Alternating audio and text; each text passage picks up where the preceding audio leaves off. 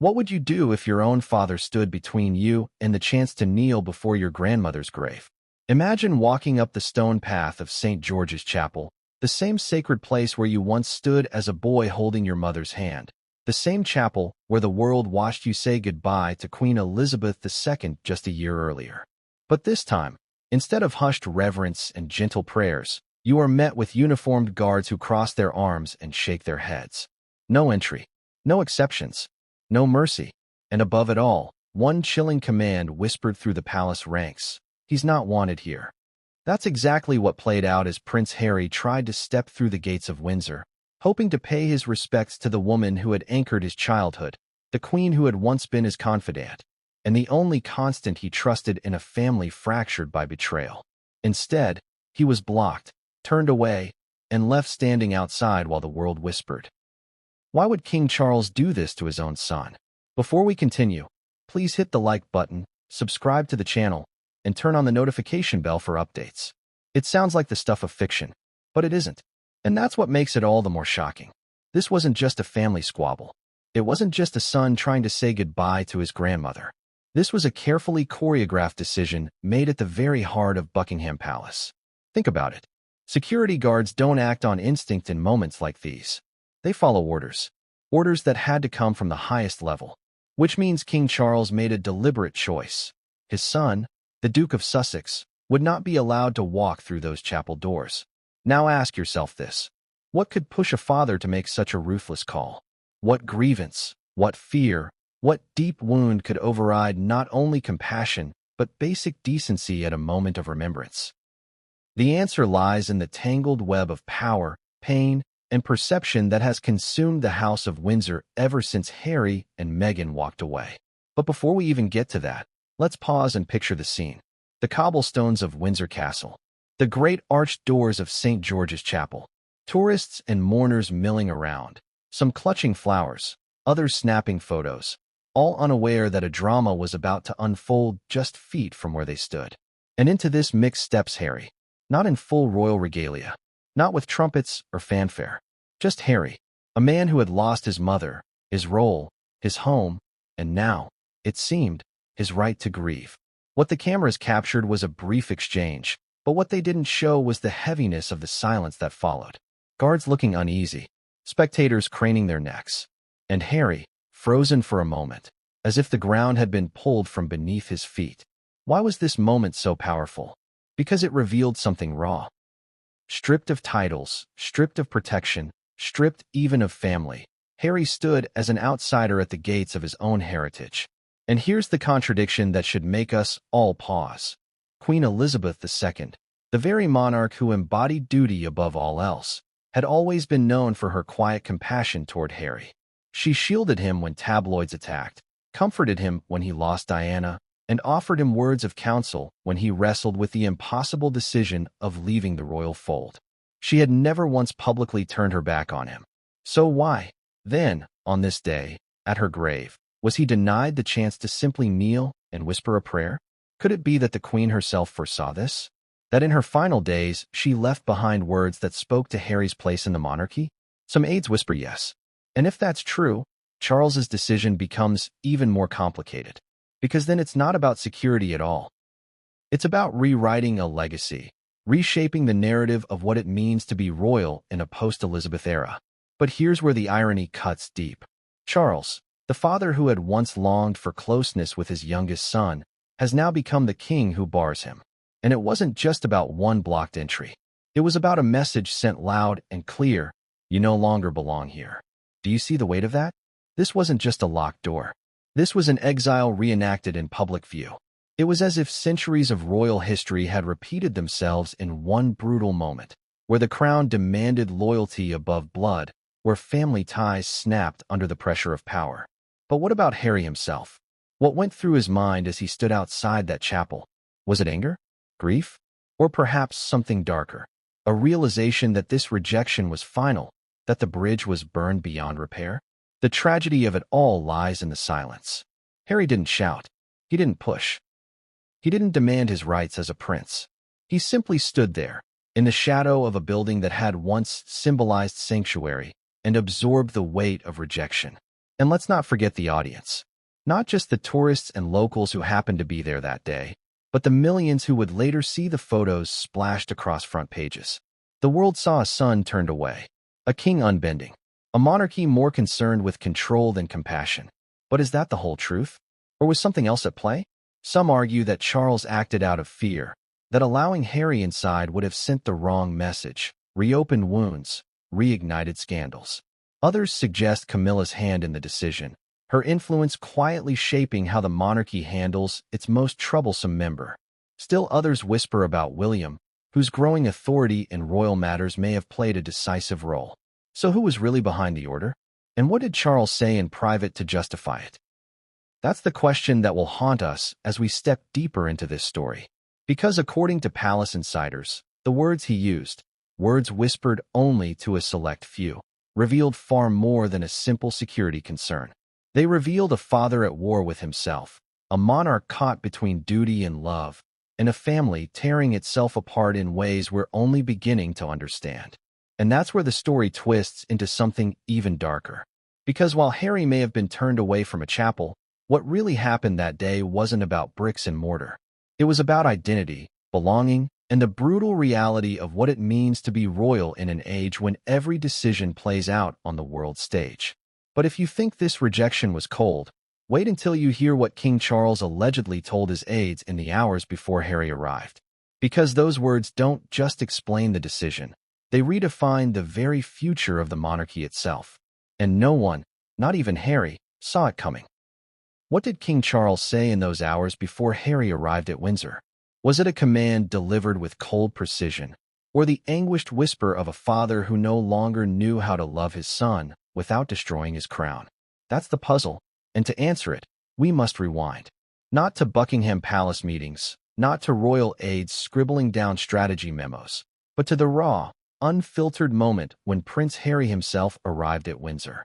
Picture it, a gray sky heavy with clouds, the kind that seemed to swallow the light whole. The air had that sharp chill of English autumn, carrying with it the scent of damp stone and fallen leaves. Tourists shuffled with umbrellas. Some took photos of the chapel, oblivious. Others whispered as they noticed the familiar ginger figure step out of a sleek black vehicle, shoulders tense, expression unreadable. Harry walked slowly, deliberately, as though the weight of the past pressed down on every step. This wasn't just a son visiting his grandmother's grave. This was a man testing whether the last threads connecting him to the monarchy still held. Do you feel the weight of that moment?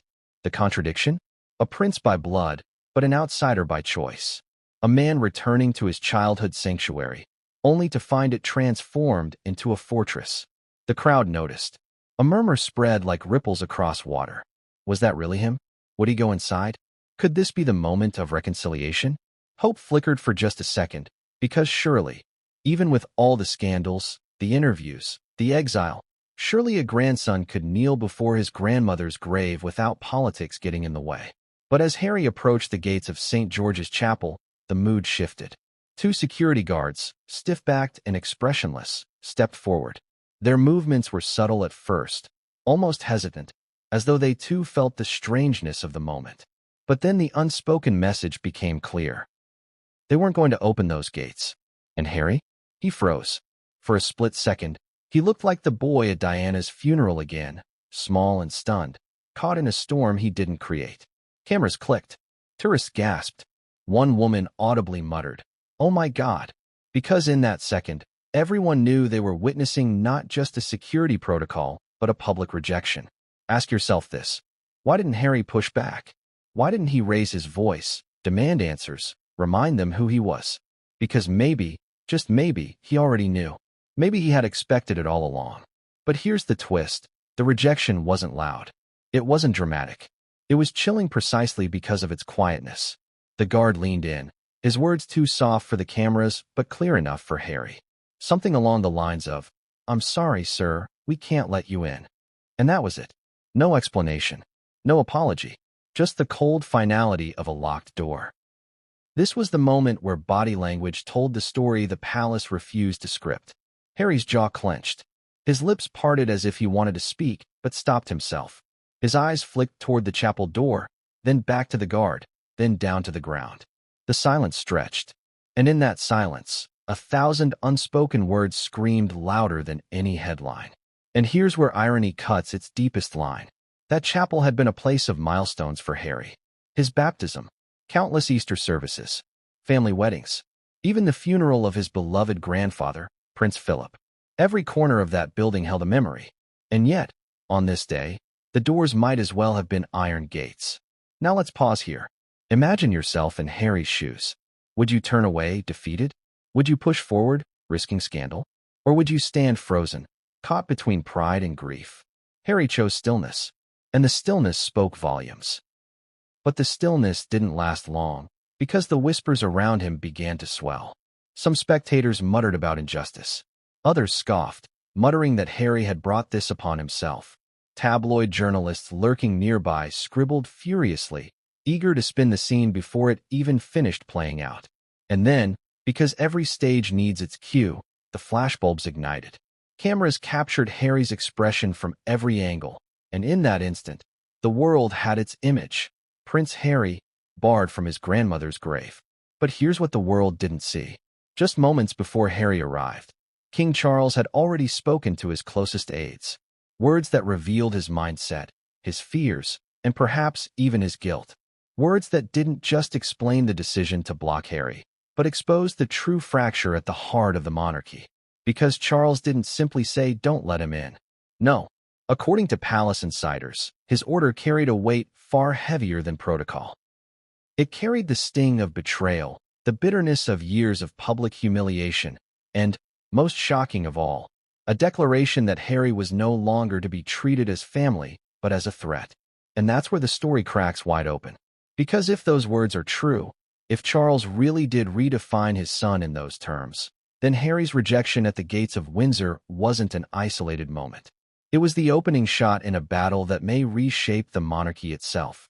But before we reveal what those words were, let's step deeper into the lead-up. Because the question everyone must ask is this: what exactly happened in those tense hours before Harry set foot on Windsor ground? Who whispered in Charles's ear? Who nudged him toward making a decision that would humiliate his son before the entire world? Because the truth, as you're about to see, is that the order didn't come from Charles alone. And when you learn whose hand guided it, you'll never look at this family the same way again. Who really whispered in King Charles's ear before the gates of Windsor closed on his youngest son? Was it the firm hand of an advisor? The cold counsel of palace staff? Or was it something far closer to home? Voices within the family itself, urging Charles to draw a line that could never be erased? Because here's the truth. Orders like this don't appear from thin air. Security doesn't suddenly decide to block a prince. There are chains of command. There are conversations behind closed doors. There are fears, calculations, and, let's be honest, hidden agendas. And when Charles told his aides that Harry was not to step foot in St. George's Chapel, the words may have been his, but the weight behind them, that came from others. Think about it. The monarchy has always survived not by emotion, but by machinery. Decisions are debated, spun, tested against public opinion. Charles may be king, but he doesn't operate in a vacuum. At his side are courtiers, private secretaries, communications chiefs, and, most importantly, his family. Each one with something to lose. Each one with something to gain. So let's peel back the curtain. Hours before Harry arrived, sources say Charles held a quiet meeting at Clarence House. The atmosphere was tense. Advisors shuffled papers, whispering about logistics, about optics, about the possibility of Harry turning this private moment into yet another public spectacle. Remember, Harry's every step is tracked by global media. If he had been allowed inside the chapel, the image of him standing at his grandmother's grave could have rewritten the narrative, casting him as the grieving grandson, the prodigal son seeking peace. For Charles, that image might have been more dangerous than any scandal. And so the discussions turned sharp. Should Harry be welcomed? Should he be tolerated? Or should he be blocked? The argument wasn't just about one visit. It was about control of the story. Now here's where it gets even more twisted. Some aides argued that barring Harry outright would backfire. It'll make him a martyr, one reportedly warned. Others countered. Letting him in makes him look legitimate, as though he still has a place here. And then, according to whispers from inside the palace, Camilla weighed in. The queen consort, who has long carried her own history of rejection and redemption, is said to have delivered the most cutting line of the meeting. Something along the lines of, "He has made his choice. Let him live with it." Can you hear the sting in that? It wasn't just a logistical decision. It was a moral judgment. But Camilla wasn't the only influence. William, the heir to the throne, had reportedly voiced his own frustration. For him, every moment Harry spends in the spotlight chips away at his own future. Every sympathetic headline for Harry is a distraction from William's role as the steady, dutiful prince. Allowing Harry inside that chapel, some say, would have been seen as weakness. So ask yourself, was Charles acting as a father, or as a monarch preparing the ground for his heir? Because here lies the contradiction at the heart of this story. Charles has spent decades yearning for love, for approval, for a family that didn't fracture like his own childhood did. And yet, when finally given the crown, he chose duty over compassion, optics over blood. That's the cruel irony. In trying to protect the monarchy, he became the very thing he once despised. And here's the emotional gut punch. Imagine Charles alone, after the meeting. Papers cleared, aides dismissed, silence filling the room. Did he hesitate? Did he wonder if barring Harry from his grandmother's grave would be the decision that broke his family forever? Or did he convince himself that the monarchy must survive at all costs, even if it meant sacrificing his son? Direct question to you. What would you have done? If you were king, would you risk the monarchy's image to let your estranged son grieve? Or would you guard the crown with iron walls, no matter how much it hurt? Now let's dig deeper into the phrasing of Charles's actual order. Palace insiders claim he didn't say, "Don't let Harry in." Instead, he chose words far more chilling. He is not to be recognized. Think about that. Not recognized. As though Harry's identity itself, his title, his blood, his history, had been erased. For a son, could there be any greater wound than to be treated as invisible? And this wasn't just semantics. In royal protocol, recognition is everything. Recognition means precedence at ceremonies. Recognition means acknowledgement by guards, staff, clergy. To strip it away is to exile someone not physically, but symbolically. It's saying, "You are no longer one of us." And yet, here comes the twist. Some insiders believe Charles wasn't entirely the architect of this order. They point instead to the courtiers, the gray men of the palace who have always valued control over compassion. These are the same forces who shaped Elizabeth's reign, who survived scandal after scandal by burying emotion beneath procedure.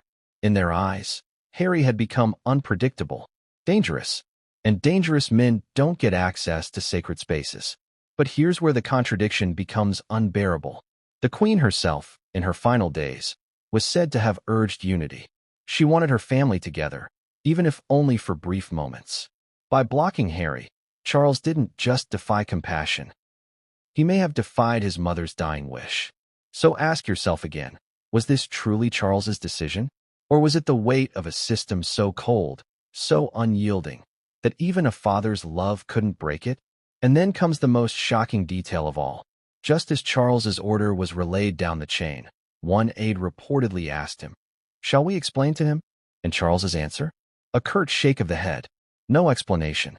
No conversation, just silence. That silence was the final nail. Because without explanation, Harry was left only with rejection, and the world was left only with questions. But here's where the story takes its sharpest turn yet. Because while Charles was issuing his order, another voice in the palace was quietly trying to stop it. A family member, unexpected, stepped in behind the scenes, pleading for mercy, pleading for compassion. And when you discover who that person was, you'll realize just how divided this royal family has truly become. Who could possibly stand up to a king and beg him to show compassion to his own son? Who dared to break through the rigid machinery of palace protocol and whisper, "Let him in"?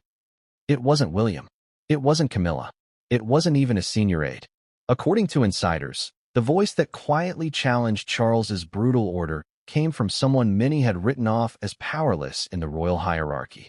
A figure who carried not the crown, not the title of heir, but the deep, quiet loyalty of the late queen herself. It was Princess Anne. The Princess Royal, often overlooked by the tabloids in favor of her flashier relatives, has always been the steel spine of the monarchy. Unlike her brothers, she never chased glamour. Unlike Harry, She never craved escape. She is duty personified, the workhorse of the firm. And yet, on this night, she reportedly became something else entirely, a sister fighting for a nephew. But why, Anne? Why would she, of all people, risk friction with her brother the king? The answer lies in her bond with the queen and her respect for what Elizabeth stood for, and knew that her mother never turned Harry away. Not once. Even in the darkest moments of Megxit, when headlines screamed betrayal and the palace seethed with anger, Elizabeth extended her hand. She invited Harry to Balmoral. She welcomed him to private teas. She made it clear that, while the institution could be bruised, the family must remain whole. And, fiercely protective of her mother's legacy, understood the symbolism of barring Harry from the chapel. It wasn't just about keeping him out. It was about rewriting the Queen's story, twisting her final wishes into something cold and unrecognizable. So she spoke up. Sources whisper that in that tense meeting, and looked her brother in the eye, and said something along the lines of, "This is not what Mother would have wanted." Can you imagine the weight of those words? Charles, a king only months into his reign, suddenly reminded that the shadow of his mother still looms over everything he does. Every choice compared, every action judged against Elizabeth's quiet grace. And now his own sister calling him out, suggesting that his decision to exile his son at the gates of Windsor was a betrayal not just of family, but of the Queen herself. But here's where the contradiction deepens. Anne is known for her bluntness, her lack of sentimentality. She doesn't suffer fools, doesn't pander to the press, doesn't indulge in drama. For her to defend Harry, a man many in the family see as a traitor, was shocking. And yet, perhaps that's what made her words matter. And isn't swayed by emotion. If she spoke, it was because she believed it was right. The clash was brief, but sharp. Charles, aides say, didn't lash out. He didn't shout. Instead, he turned cold, his jaw tightening, his gaze hardening. His reply was simple. It is already decided. Think about that. Not a debate, not a reconsideration, a final decree. And here's the painful irony. Charles, who spent his life waiting in his mother's shadow, finally had the power to make decisions as king. But the very first major test of his reign wasn't about diplomacy, wasn't about politics, wasn't even about policy. It was about family. And he failed. But let's pause here and ask, why was Harry so desperate to enter that chapel? Why risk humiliation by even showing up? The answer is haunting. For Harry, St. George's Chapel wasn't just a building. It was the last place he truly connected with his grandmother. He remembered standing beside Meghan at the Queen's funeral, the weight of the world pressing down, cameras capturing every tear, every glance. He remembered the finality of watching the coffin lowered into the royal vault. But there's something few people know. In her final weeks, Queen Elizabeth had a private conversation with Harry. A conversation away from aides, away from cameras, away from Charles and William. She spoke to him not as monarch to subject, but as grandmother to grandson. And in that conversation, she allegedly gave Harry her blessing. Not a blessing to leave the monarchy, that choice was already made, but a blessing that he would always have a place to return, should he wish. "You will always have a seat at my table," she is rumored to have said. Now imagine carrying those words in your heart, flying across the ocean to kneel at her grave, only to be told by guards that you are not recognized. Can you feel the sting of betrayal? This is where the contradictions become unbearable. On the one hand, Harry knew he had defied the crown by stepping away. On the other, he believed his bond with the Queen would always grant him safe passage. That chapel, in his mind, was not just a royal sanctuary. It was his grandmother's promise carved in stone. And yet, when he arrived, the promise crumbled. Now let's step into the heart of the contradiction. Charles claims to honor his mother's memory, but his actions directly defied her spirit of compassion. He insists on preserving the monarchy, but by rejecting Harry, he exposed its fractures more brutally than ever. The public saw this too. For every headline mocking Harry as entitled, there were voices crying out, "Is this what the monarchy has become? A father turning his son away from a grave?" Direct question to you. Do you believe Queen Elizabeth would have stood by and watched Harry blocked from her chapel? Or do you think Charles was right to draw the line, to protect the institution even at the cost of his son? And here's where the story twists again. Because some insiders whisper that the Queen left behind more than words. She left a letter. A private message sealed for Harry, tucked away among her papers. A letter that, if revealed, could prove once and for all what her true wishes were. Does it exist? Has Harry seen it? That's the mystery. But one thing is certain. Harry believes the Queen wanted him to have access to her resting place. Which means Charles's decision wasn't just about protocol. It was about erasing a promise. And that erasure is what makes this moment so devastating. Because now, Harry isn't just a prince in exile. He is a grandson robbed of his final connection to the woman who loved him unconditionally. But what if I told you there's more?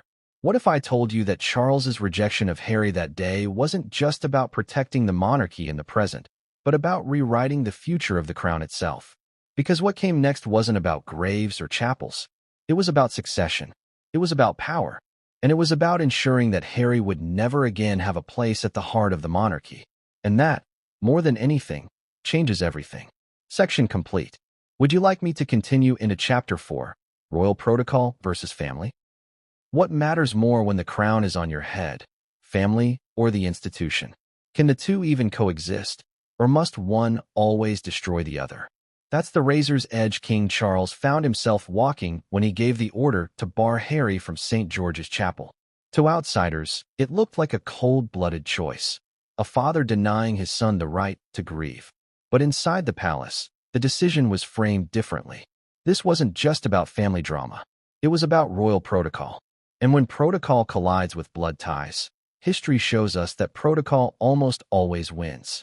But here's the contradiction that makes this moment so gut-wrenching. Protocol was designed to protect the monarchy, to shield it from scandal and chaos. And yet, by following it so rigidly, Charles created the very scandal he wanted to avoid. Let's break it down. Royal protocol dictates who may enter royal spaces, when, and under what circumstances. St. George's Chapel, for instance, isn't just a church. It's a fortress of symbolism. It is the resting place of kings and queens. Every move inside those walls carries the weight of centuries.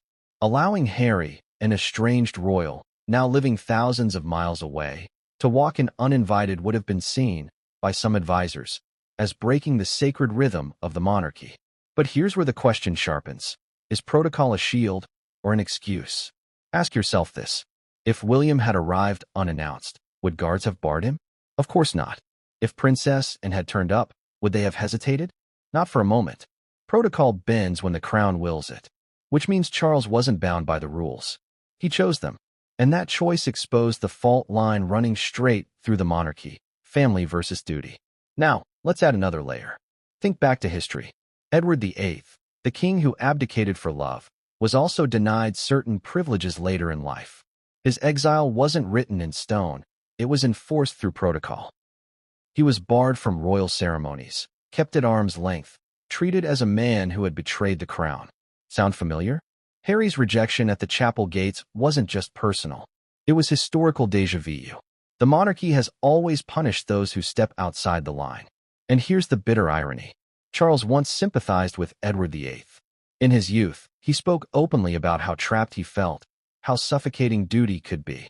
He knew what it meant to live in the shadow of tradition. And yet, when faced with his own son stepping outside the line, Charles didn't choose empathy. He chose enforcement. So why? Why did he follow protocol so ruthlessly when he knew the personal cost? The answer lies in fear. Charles fears that bending the rules for Harry would weaken the monarchy in the eyes of the public. He fears headlines like, "Disgraced Prince Allowed Back into Windsor." He fears that every inch given to Harry will be spun into a mile by the tabloids. And most of all, he fears William's quiet disapproval. Because let's be clear, William has grown into the embodiment of protocol. He doesn't rebel. He doesn't question. He accepts the weight of kingship as his destiny. And Charles, aware that his reign is transitional, knows he cannot undermine the values William will inherit. To protect the monarchy for the next generation, he sacrifices his relationship with the current one. But do you see the tragic contradiction? By trying to secure the crown for William, Charles risks shattering the family William is supposed to lead. Now let's bring Harry back into this picture. To him, protocol is nothing but a cage. The very thing he escaped when he left for California. He sees it not as order, but as cruelty dressed up in ceremony. To be told protocol forbids you is, to Harry, the same as being told you don't matter. And here's where the emotional stakes spike. Harry isn't just a prince. He's a husband, a father. He's a man who lost his mother at 12 years old and was forced to march behind her coffin in front of the entire world. To be blocked now from his grandmother's grave reopens all those wounds. It tells him, you are still the boy on the outside. You are still expendable. Direct question to you. How would you react? Would you swallow the humiliation quietly, as Harry did? Or would you lash out, expose the cruelty, and risk burning every bridge left standing? Harry's silence at the gates spoke louder than words. He didn't cause a scene. He didn't force his way in. But that silence was not compliance. It was calculation. Because Harry knows the world is watching. He knows the image of him being denied will echo far louder than any words he could have spoken. And in that sense, protocol backfired. Instead of making him invisible, it made him headline news. But here's where the story twists again. Behind closed doors, aides whispered about another reason for Charles's decision. One that goes beyond protocol, beyond image, beyond even family. They say Charles feared what Harry might do inside the chapel. Not physically, but symbolically. Imagine if Harry had knelt at the grave, tears streaming, photographers catching every angle. Imagine the headlines.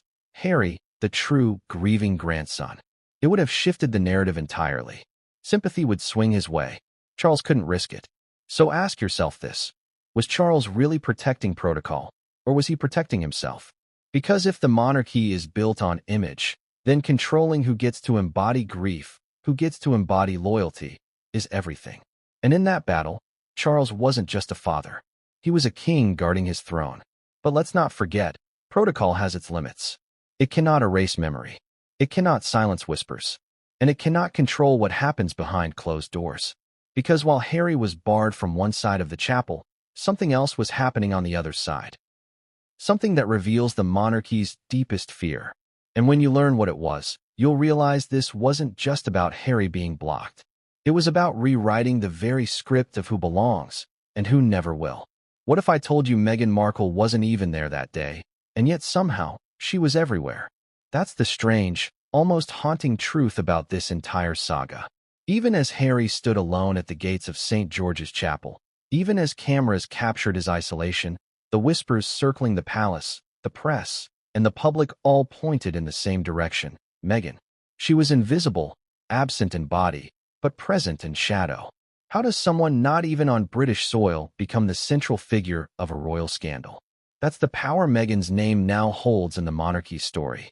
To the institution, she is the ghost that haunts every decision Harry makes. To the public, she is the lens through which his every move is judged. And to Charles, William, and Camilla, she is the constant reminder of why Harry can never be trusted fully again. But let's pause here and ask, is that fair? Because think about it. Meghan didn't step out of the car at Windsor. She wasn't the one who tried to enter the chapel. She didn't confront the guards. This was Harry's moment, Harry's grief. And yet, the very fact that he carries her name, her influence, her choices, meant that when Charles weighed his decision, Meghan's shadow loomed just as heavily as Harry's presence. And here's where the contradiction burns sharp. Meghan is blamed for dividing the family, for pushing Harry away, for poisoning him against the crown. But at the same time, the monarchy can't stop using her as a scapegoat. She is both dismissed as irrelevant and feared as all-powerful. Do you see the irony? Now let's step into Harry's shoes. Imagine carrying the weight of not only your own actions, but also your spouse's reputation every time you set foot near your family. He knew that when the guards refused him entry, the whispers in the palace halls weren't just, Harry isn't wanted. They were also, because of Meghan, he cannot be trusted. And here's a detail few talk about. In the days before he flew to the UK, Meghan reportedly urged Harry not to go. Not because she didn't respect the Queen. Not because she wanted to stop him from grieving. But because she feared exactly what happened, a public humiliation. A trap. A setup. Don't give them the chance to do this to you, she allegedly warned him. But Harry went anyway. Why? Because for him, this wasn't about the monarchy. It wasn't even about protocol. It was about his grandmother. And yet, by ignoring Meghan's caution, he walked straight into the moment that defined him. Not as a prince, not as a soldier, not as a son, but as the outcast barred from his own family's sacred space. So ask yourself, was Meghan right? Was she the voice of reason, predicting the cruelty of the crown? Or was she part of the reason Charles tightened the gates, fearful of what the press would say if both Harry and Meghan walked into the chapel together? Let's not forget the optics. Can you imagine the photographs if Meghan had been by Harry's side? The world would have seen the exiled couple returning, together, hand in hand, to the Queen's resting place. It would have looked like defiance. It would have looked like forgiveness. It would have looked like they still had power. And for Charles, that was unthinkable. So even though Meghan wasn't there, she was. And here's another twist. Inside the palace, aides often refer to her influence on Harry as the California effect. The idea that every choice he makes is filtered through Meghan's worldview. Independent, outspoken, unafraid to reject tradition. So when Charles ordered Harry blocked, he wasn't just punishing a son. He was rejecting a partnership. He was saying, if Meghan comes with you, you will never be allowed in. But here's where the irony deepens. Meghan herself has spoken about her longing for family. In interviews, she described how she wanted the royal family to embrace her, to see her not as an outsider, but as a daughter-in-law. Yet, years later, her very presence, real or imagined, is enough to slam chapel doors shut. Is it possible, then, that Meghan has become more than just a person in this drama? That she has become a symbol, almost a myth, used to justify every act of exclusion? Direct question to you. Do you believe Meghan is really the reason Harry was blocked? Or has the palace simply found an easy excuse, a convenient figure to blame for decisions that were always about power, not people? Let's not forget the history of scapegoats in the monarchy. Before Meghan, there was Diana. The difficult woman, the one who disrupted tradition, the one who couldn't be controlled. Before Diana, there was Wallis Simpson, the American divorcee who stole Edward VIII from the crown. The monarchy has always found its villains in women who dared to stand beside men of power. Meghan fits the pattern perfectly. Too independent, too outspoken, too unwilling to bow quietly. And so, whether she is present or not, she is the explanation for every punishment Harry faces. And yet, here's the contradiction that the palace cannot erase. Meghan isn't fading away. She isn't hiding in silence. Every time she speaks, every time she appears, every time her name trends, she reminds the monarchy that their attempt to erase her influence has failed. And on that day at Windsor, her absence screamed just as loudly as her presence might have. Harry, standing alone, became the image of exile. But to many watching, the unspoken question was, where was Meghan? And why wasn't she standing beside him?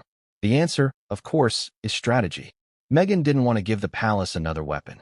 By staying away, she allowed the focus to remain on Harry's grief, not her image. And yet, paradoxically, her absence became the headline anyway. That's the cruel paradox of Meghan's role in this saga. Whether she steps forward or steps back, she is always the story. And here's where the emotional spike hits hardest. Imagine Meghan, thousands of miles away, watching the footage of her husband blocked at his grandmother's grave. Imagine knowing she warned him. Imagine knowing she couldn't protect him from the humiliation. What must she have felt? Guilt? Anger? Or simply resignation? Because she knew, deep down, that this was always going to happen? But here's the shocking twist that turns this chapter from tragedy into revelation. Because some insiders claim that before Harry left California, Meghan gave him something. Not advice, not just a warning, but a letter. A sealed note meant only for him, to be opened if the worst came to pass at Windsor. What did that letter say? No one knows for certain. Some suggest it was a private message of strength. If they turn you away, remember you still have a home with me. Others whisper it was something far more explosive, a vow that if the monarchy humiliated Harry again, she would finally tell the world everything she had held back. And if that second version is true, then Charles's decision to block Harry didn't just ignite a family feud. It may have lit the fuse of a bomb waiting to explode. Because Meghan's invisible shadow isn't just a burden. It's a threat, and the palace knows it. But what Harry did next, after the gates closed and the cameras clicked, proves that this story isn't just about shadows. It's about the living, breathing divisions tearing the royal family apart, and one unexpected figure who would soon reveal just how deep the divide goes. What happens when a family isn't just divided, It's weaponized against itself. That's the chilling question at the heart of the royal family's latest fracture. Because Harry's humiliation at St. George's Chapel wasn't only about Charles's order. It wasn't just about protocol or even Meghan's invisible shadow. It was about the very real, very bitter divide ripping through the Windsor household. A divide where every member is forced to choose sides. And here's the twist. Those sides aren't as clear as you think. To the public, it looks simple. On one side, King Charles, Camilla, and William. On the other, Harry and Meghan. But behind closed doors, the loyalties are murkier. The fault lines cut deeper. And the alliances shift depending on who has the most to lose. So let's break it apart. William, the heir, the one groomed his entire life to embody duty. For him, Harry's exile isn't just personal, it's existential. Every headline about Harry chips away at William's authority.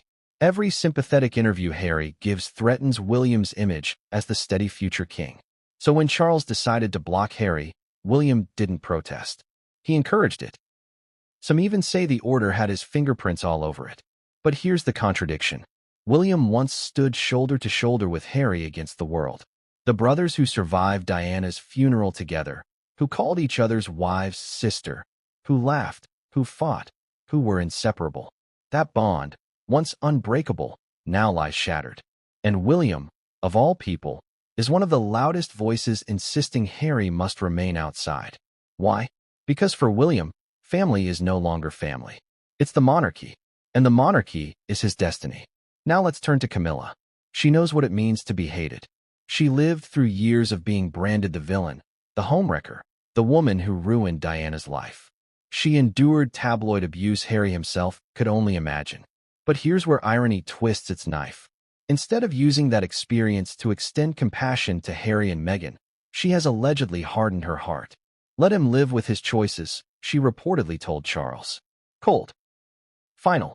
To Camilla, Harry's pain isn't tragedy, it's justice. But not everyone in the palace agrees. Princess Anne, as we've already seen, quietly resisted. Her loyalty wasn't to Harry himself, but to the memory of her mother.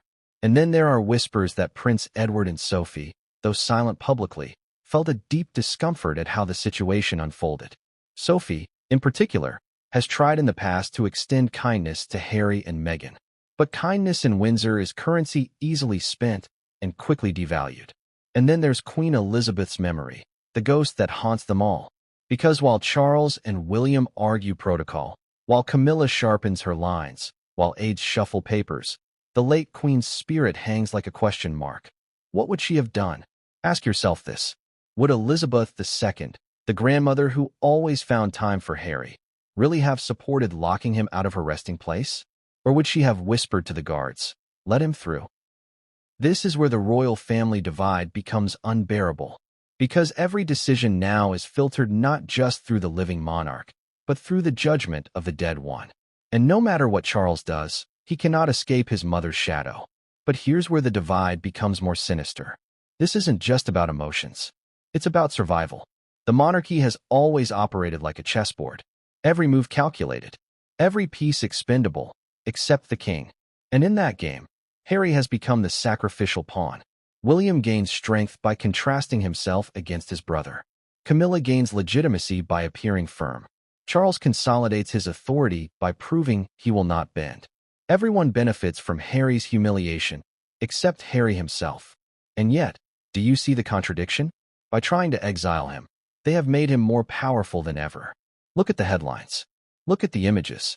Harry, barred from his grandmother's grave, is not forgotten. He is unforgettable. He is the symbol of rejection, the victim of a monarchy that chose protocol over love. And for millions watching around the world, sympathy shifted instantly to him. So who really won that day? The palace, smug in its control? Or Harry, whose silence at the gates screamed louder than any statement could? Direct question to you. If you were Charles, would you gamble your reputation as a father to protect your role as a king? Or would you risk the crown's image to show compassion to your son? Because that's the divide no one inside Windsor can reconcile. Duty versus family. Power versus love. Crown versus blood. And here's the tragic truth. This isn't the first time the Windsors have faced this dilemma. History is littered with it. Edward VIII, forced out for love. Princess Margaret denied marriage for duty. Diana crushed beneath the weight of protocol.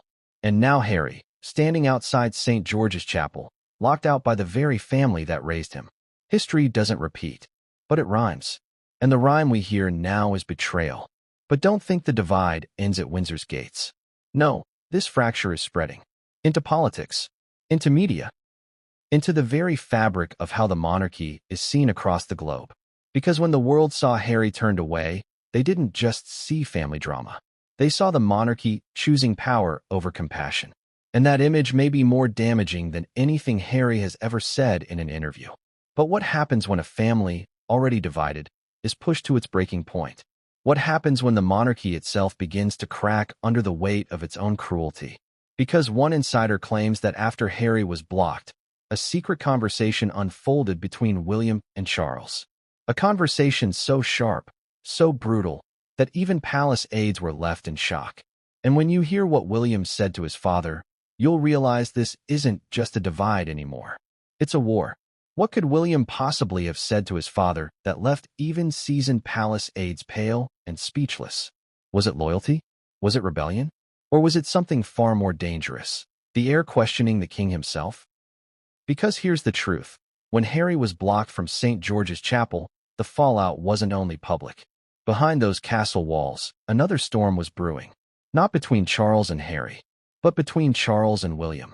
And this is where the story flips. Out in the open, Charles looked strong.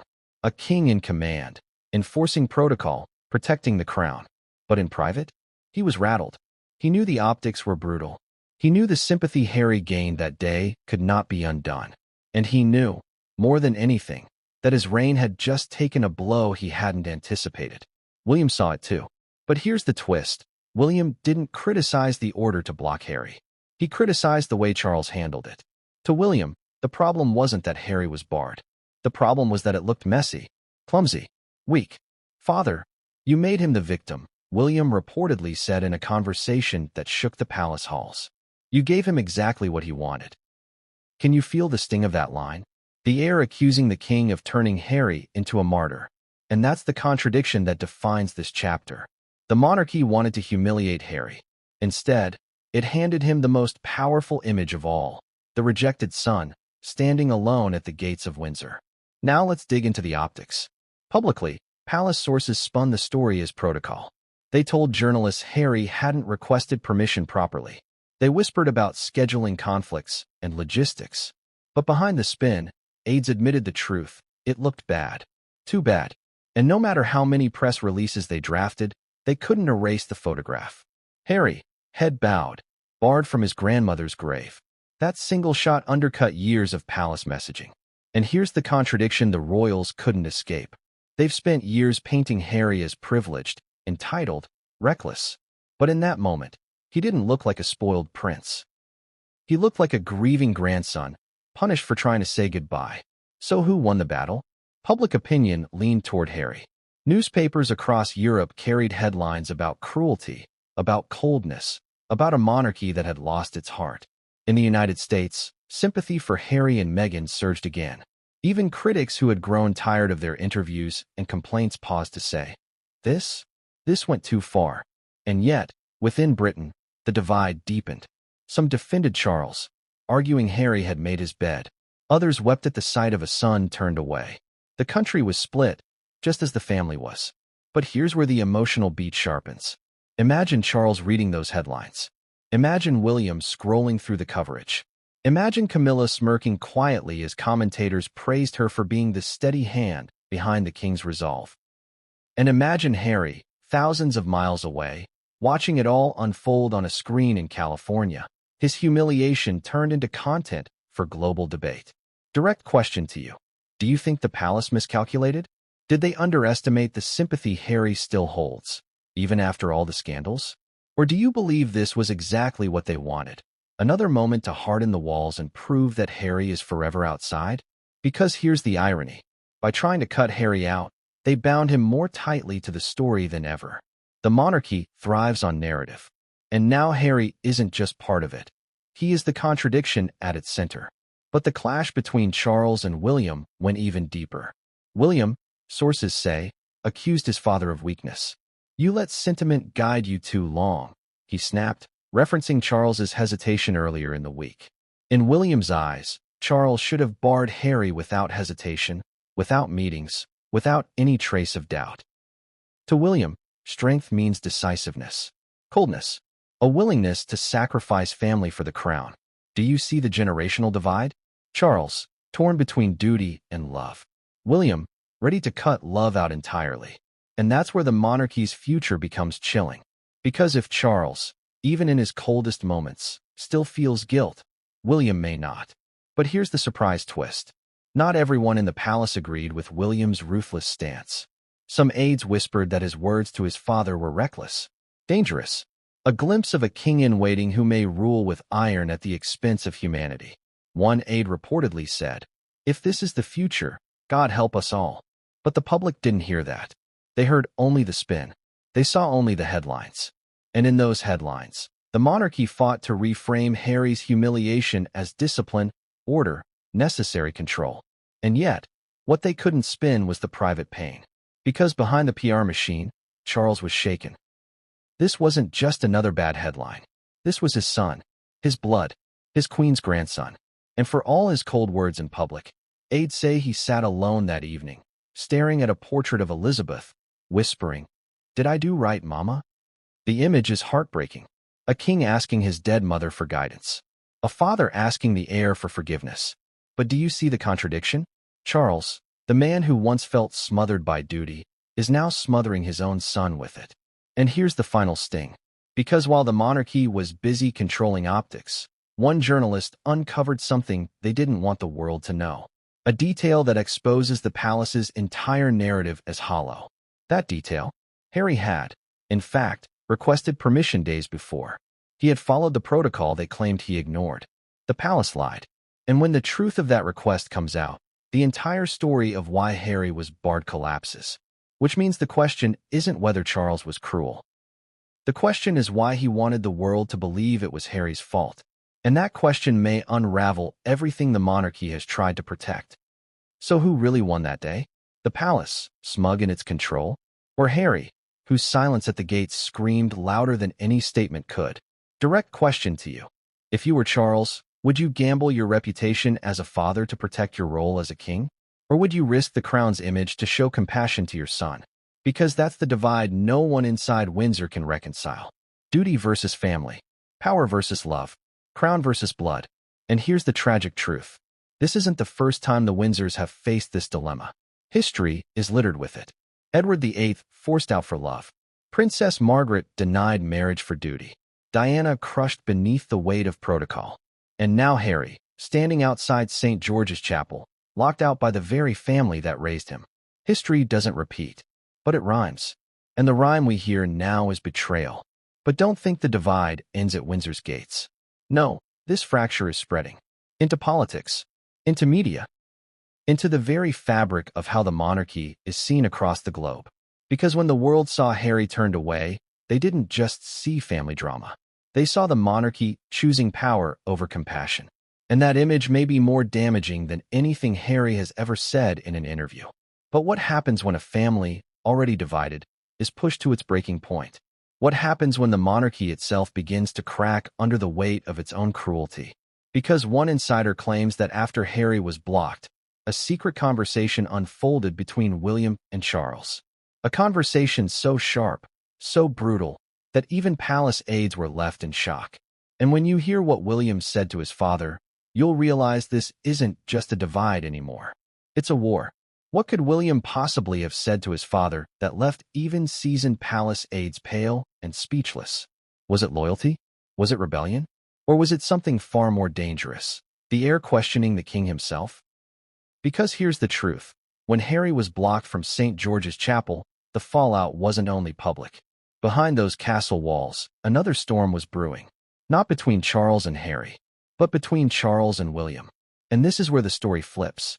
Out in the open, Charles looked strong. A king in command, enforcing protocol, protecting the crown. But in private, he was rattled. He knew the optics were brutal. He knew the sympathy Harry gained that day could not be undone. And he knew, more than anything, that his reign had just taken a blow he hadn't anticipated. William saw it too. But here's the twist. William didn't criticize the order to block Harry. He criticized the way Charles handled it. To William, the problem wasn't that Harry was barred. The problem was that it looked messy, clumsy, weak. "Father, you made him the victim," William reportedly said in a conversation that shook the palace halls. "You gave him exactly what he wanted." Can you feel the sting of that line? The heir accusing the king of turning Harry into a martyr. And that's the contradiction that defines this chapter. The monarchy wanted to humiliate Harry. Instead, it handed him the most powerful image of all, the rejected son, standing alone at the gates of Windsor. Now let's dig into the optics. Publicly, palace sources spun the story as protocol. They told journalists Harry hadn't requested permission properly. They whispered about scheduling conflicts and logistics. But behind the spin, aides admitted the truth. It looked bad. Too bad. And no matter how many press releases they drafted, they couldn't erase the photograph. Harry, head bowed, barred from his grandmother's grave. That single shot undercut years of palace messaging. And here's the contradiction the royals couldn't escape. They've spent years painting Harry as privileged, entitled, reckless. But in that moment, he didn't look like a spoiled prince. He looked like a grieving grandson, punished for trying to say goodbye. So who won the battle? Public opinion leaned toward Harry. Newspapers across Europe carried headlines about cruelty, about coldness, about a monarchy that had lost its heart. In the United States, sympathy for Harry and Meghan surged again. Even critics who had grown tired of their interviews and complaints paused to say, This went too far." And yet, within Britain, the divide deepened. Some defended Charles, arguing Harry had made his bed. Others wept at the sight of a son turned away. The country was split, just as the family was. But here's where the emotional beat sharpens. Imagine Charles reading those headlines. Imagine William scrolling through the coverage. Imagine Camilla smirking quietly as commentators praised her for being the steady hand behind the king's resolve.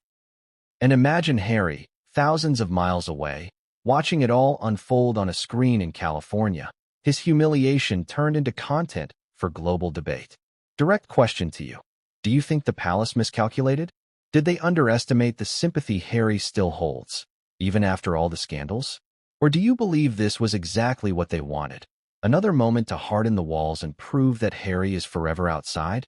Because here's the irony. By trying to cut Harry out, they bound him more tightly to the story than ever. The monarchy thrives on narrative. And now Harry isn't just part of it. He is the contradiction at its center. But the clash between Charles and William went even deeper. William, sources say, accused his father of weakness. "You let sentiment guide you too long," he snapped, referencing Charles's hesitation earlier in the week. In William's eyes, Charles should have barred Harry without hesitation, without meetings, without any trace of doubt. To William, strength means decisiveness, coldness, a willingness to sacrifice family for the crown. Do you see the generational divide? Charles, torn between duty and love. William, ready to cut love out entirely. And that's where the monarchy's future becomes chilling. Because if Charles, even in his coldest moments, still feels guilt, William may not. But here's the surprise twist. Not everyone in the palace agreed with William's ruthless stance. Some aides whispered that his words to his father were reckless, dangerous, a glimpse of a king-in-waiting who may rule with iron at the expense of humanity. One aide reportedly said, "If this is the future, God help us all." But the public didn't hear that. They heard only the spin. They saw only the headlines. And in those headlines, the monarchy fought to reframe Harry's humiliation as discipline, order, necessary control. And yet, what they couldn't spin was the private pain. Because behind the PR machine, Charles was shaken. This wasn't just another bad headline. This was his son, his blood, his queen's grandson. And for all his cold words in public, aides say he sat alone that evening, staring at a portrait of Elizabeth, whispering, "Did I do right, Mama?" The image is heartbreaking. A king asking his dead mother for guidance. A father asking the heir for forgiveness. But do you see the contradiction? Charles, the man who once felt smothered by duty, is now smothering his own son with it. And here's the final sting. Because while the monarchy was busy controlling optics, one journalist uncovered something they didn't want the world to know. A detail that exposes the palace's entire narrative as hollow. That detail? Harry had, in fact, requested permission days before. He had followed the protocol they claimed he ignored. The palace lied. And when the truth of that request comes out, the entire story of why Harry was barred collapses. Which means the question isn't whether Charles was cruel. The question is why he wanted the world to believe it was Harry's fault. And that question may unravel everything the monarchy has tried to protect.